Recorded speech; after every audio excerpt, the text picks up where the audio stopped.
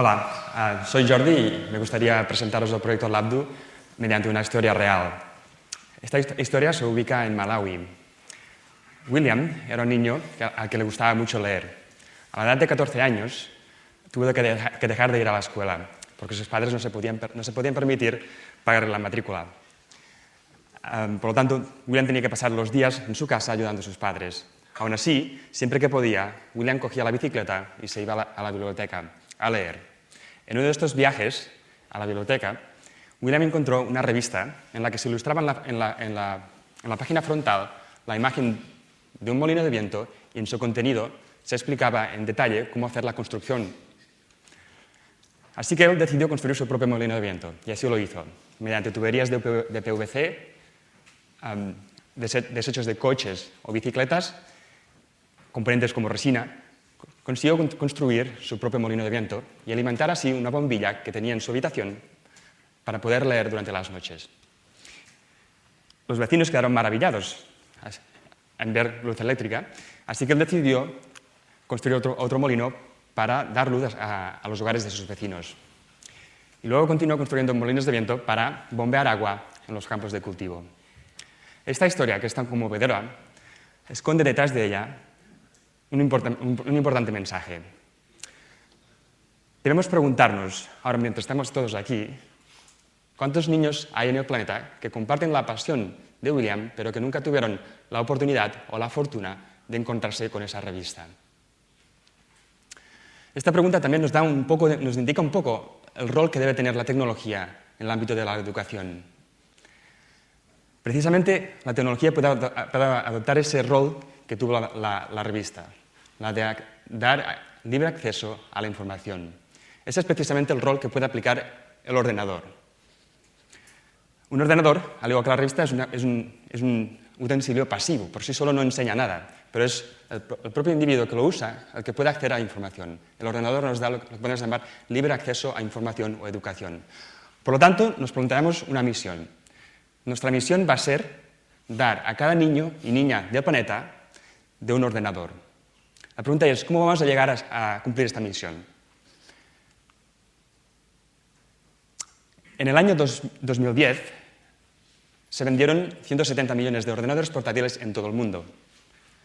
La mayoría de estas compras se realizaron para sustituir un ordenador que ya teníamos. En África hay 109 millones de niños entre 15 y 19 años. Solo el 3% de la población africana tiene acceso a Internet. Por lo tanto, tenemos que, solamente utilizando los ordenadores portátiles que dejamos de usar en un año, tenemos la capacidad de equipar cada niño y niña entre 15 y 19 años en el continente africano de un ordenador. Imaginemos, pues, que vamos a adoptar esta misión, todos juntos. La misión va a ser llevar ordenadores a los niños. Sabemos que tenemos la oferta. Millones de ordenadores portátiles que se dejan de utilizar cada año. También tenemos la demanda, millones de niños que no tienen acceso a información. Nuestro objetivo va a ser llevar a cabo el saneamiento de la capacidad que tenemos en exceso tecnológico y su transporte para llevarlos a los niños. Por lo tanto, necesitamos un plan para llevar a cabo esta misión. Si utilizásemos una aproximación tradicional al problema, una de las primeras cuestiones que debemos de solucionar es el financiamiento. ¿Cómo vamos a financiar esta operación, nuestra misión? Esto nos lleva a un dilema. Nos lleva al dilema del coste de oportunidad. Si vamos a invertir recursos económicos para llevar a cabo nuestras tareas, por definición, esto implica que vamos a dejar de desinvertir en otras posibles ayudas de otro tipo. Por ejemplo, ayudas para el abastecimiento de comida, medicamentos, agua potable, mosquiteras. Esto nos lleva a otra pregunta. ¿Cuál de estas ayudas es más importante? O más genéricamente hablando, ¿cuál es la cesta óptima de ayudas? Esta pregunta aparece porque de hecho estamos haciendo una presunción. Lo que estamos asumiendo cuando nos hacemos esta pregunta es que el sistema de cooperación internacional se rige por lo que podemos denominar un juego de suma cero. Es decir, que no es posible que todos los jugadores en el sistema al finalizar todas las transacciones, todos ellos obtengan un resultado positivo. Si decidimos aportar un tipo de ayuda, tenemos que sacarla de otro tipo. Lo que nos planteamos en LabDo es cuestionar esta premisa. Nos vamos a plantear la creación de un sistema en el cual se opere utilizando un régimen de juego de suma 1, es decir, que todos los jugadores participantes obtengan un beneficio. La pregunta es, ¿cómo vamos a hacer eso? Así funciona LabDo. The story begins with our Mother Earth, from which all the building materials of a laptop are born. Trees, minerals, and rocks. These materials are shipped to a factory where laptops are built. Then a brand new laptop is sent to a store, waiting for a shopper to take it home. The laptop is used in productive ways, often by scientists in search of new ideas and technologies. Then, after 3 or 4 years, through a process of creative destruction, a computer is left unused. It's not that the laptop doesn't work. It is still thousands of times faster than the computer we used to put a man on the moon. Still, we replace the old laptop for a new one, while we let the older one sit in our home, idly. Large amounts of polluting semiconductor chips become global electronic waste. The paradox lies in that while millions of laptops are sitting idle, millions of children in the impoverished regions of the world still lack access to education. So we've got 2 globally related challenges: the elimination of e-waste and the provisioning of education to children using technology. How can we solve both of these problems?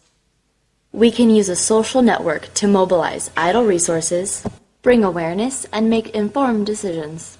With social network tools, big tasks can be partitioned into very small subtasks with zero opportunity cost. Using social networking, each laptop owner takes upon a mini mission to bring a laptop to a child. We start by tagging a laptop. By tagging each available laptop on the planet, we can track the progress of all our mini missions, efficiently matching supply and demand. Once no longer used, a laptop is marked as S1, initiating the process to bring it to a child. At stage S2, volunteers in the social network sanitize the laptop and install education packages such as Ubuntu, leveraging the work of thousands of global volunteer programmers writing open-source education software. Due to time lags between supply and demand, sanitized laptops are kept in the global inventory. When demand kicks in, a recipient school in the developing world is found. At stage S4, this school is assigned to the laptop. LabDo uses also a social network tool called DoTrips to transport laptops while minimizing CO2 emissions. Any global travelers with excess capacity in their luggage register their travel via DoTrip. The LabDo social network assigns a laptop to a DoTripper and makes a call for laptop pickup via SMS, tweet, or email. And so a DoTripper is found, who carries the laptop to the school in the developing world. While minimizing impact to the environment, laptops at this stage are marked as S5.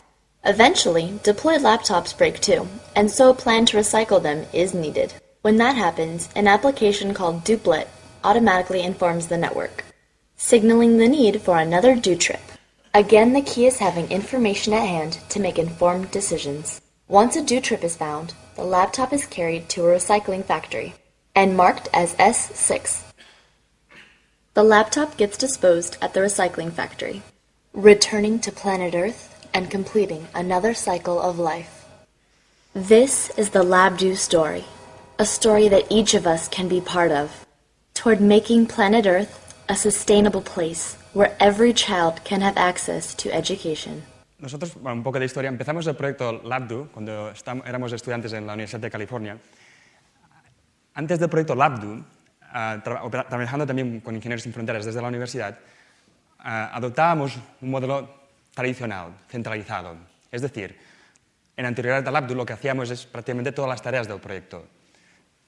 Hacíamos la recogida de los portátiles, los saneábamos, la instalación del paquete educativo, viajábamos, la instalación, etc. Esto es lo que podemos decir un modelo centralizado. Con LabDo, como podéis ver, es un concepto opuesto. La idea es, en vez de adoptar un modelo centralizado, es descentralizar el proyecto, distribuirlo al máximo. De manera que, en vez de dedicarnos nosotros a hacer cada una de las tareas, ahora dedicamos nuestro tiempo a construir las herramientas para que todo el mundo pueda participar. La idea es que todos los que estamos aquí seguramente tenemos un ordenador portátil y la pregunta que nos debemos formular es ¿dónde queremos que nuestro ordenador portátil esté 5 años a partir de ahora, en el 2016? La respuesta es decir, pues yo me gustaría que mi ordenador estuviera en las manos de un niño. Entonces, la cuestión es que cada uno de nosotros podemos adoptar nuestra propia mini misión. Y las herramientas pueden ser la conectividad, la red social. Este concepto de conectividad y de llevar a cabo una tarea utilizando herramientas distribuidas yace sobre un concepto que se ha estudiado ya por varios economistas, en especial por el profesor Jocke Benkler, en el que lo cataloga del concepto de la riqueza de las redes. La riqueza de las redes nos dicen lo siguiente. Nos dicen que es posible, con la tecnología que tenemos actualmente, de coger una tarea muy grande y romperla en millones de tareas muy pequeñas, cada una tan pequeñas que se puede ejecutar o llevar a cabo mediante recursos que tengan un coste de oportunidad cero. Este concepto es fundamental para llegar a diseñar un sistema de cooperación humanitaria en el cual podamos llevar a cabo nuestra misión sin gastar más recursos del planeta. Gracias a este concepto podemos diseñar organizaciones que operen mediante un régimen de juego de suma 1. Es decir, donde todos los jugadores se puedan beneficiar y no vayamos a gastar más recursos que nos impidan llevar a cabo otro tipo de ayudas. Vamos a ver algunos de los ejemplos. Este es un mapa que nos indica los focos de actividad de la red social Labdu. Cada uno de estos globos quiere decir que hay alguna actividad determinada. Actividades pueden ser de varios tipos, pero la clave es que estas actividades son muy pequeñas, tan pequeñas que no cuestan nada. Entonces, por ejemplo, una actividad puede ser pues una persona, como nosotros, etiquetando un ordenador portátil. Otra actividad puede ser otra persona como nosotros haciendo el saneamiento o haciendo la instalación de un programa educativo. O bien, hemos visto ya también el concepto de DoTrip. En el concepto de DoTrip, lo que hacemos es, los viajantes ofrecen su espacio en las maletas para llevar ordenadores portátiles entre dos localidades. Y la gestión de estos viajes se hace a través de la red social. La clave es disponer de información. Una vez tenemos la información, podemos tomar decisiones más acertadas. Vamos a hacer una ampliación de esta imagen para ver algunas de estas historias que están ocurriendo. En el norte de Taiwán, en Hsinchu, gente como nosotros ha empezado a etiquetar portátiles. En esa misma ciudad se encuentra una empresa tecnológica que también tiene sede en el norte de California, en Silicon Valley San José. Esta empresa, como tiene sede en los dos países, evidentemente existe un flujo de ingenieros y managers de la empresa que continuamente están viajando. Y ellos mismos han ofrecido establecer lo que denominamos una ruta DoTrip internacional para el transporte de los portátiles. Por tanto, los portátiles etiquetados en Taiwán ya viajan utilizando este DoTrip para California. En este caso, ordenadores fueron enviados al norte de California. En el sur de California, estudiantes de la universidad ofrecen su tiempo para hacer el saneamiento de ordenadores. Uno de estos estudiantes, durante el Día de Acción de Gracias, fue a visitar a sus padres, que viven en el norte de California. Entonces, este estudiante utilizó ese viaje para llevar a cabo otro DoTrip. En este DoTrip llevó los portátiles del norte al sur, donde una vez los ordenadores ubicados en la universidad se hizo el saneamiento. De repente, el tsunami golpeó Japón y apareció surgió la necesidad de usar ordenadores portátiles en un barrio de Kioto para conseguir conectar a la gente. De modo que una ONG en el sur de California cogió los portátiles, llevó a cabo DoTrip y los llevó a Kioto, donde actualmente estos ordenadores se encuentran ejerciendo labores de comunicación. Mientras todo esto estaba pasando, en otras ciudades como en Barcelona y Madrid también ha habido actividad de etiquetaje. Algunos de los ordenadores etiquetados en Barcelona fueron saneados y enviados por un DoTrip a Nueva York. En Nueva York se guardaron a la espera de otro DoTrip. Al cabo de unos días, una ONG en Nueva York cogió los ordenadores y los llevó en el pueblo de Ndoni, en Nigeria, donde los instaló en una de las escuelas. Mientras todo esto estaba pasando, los ordenadores etiquetados en Madrid también fueron recogidos por otra ONG local de esta ciudad y fueron llevados a Kampala, Uganda, otra vez en otra escuela. Estas son historias que nos iluminan el camino a una nueva era de colaboración internacional. En esta nueva era de colaboración internacional disponemos por vez primera de herramientas globales, verdaderamente globales, para llevar a cabo misiones globales. En el caso del Abdu, estas herramientas nos deben de servir para despertar el verdadero potencial de todos los Williams que existen en el planeta Tierra. Muchas gracias.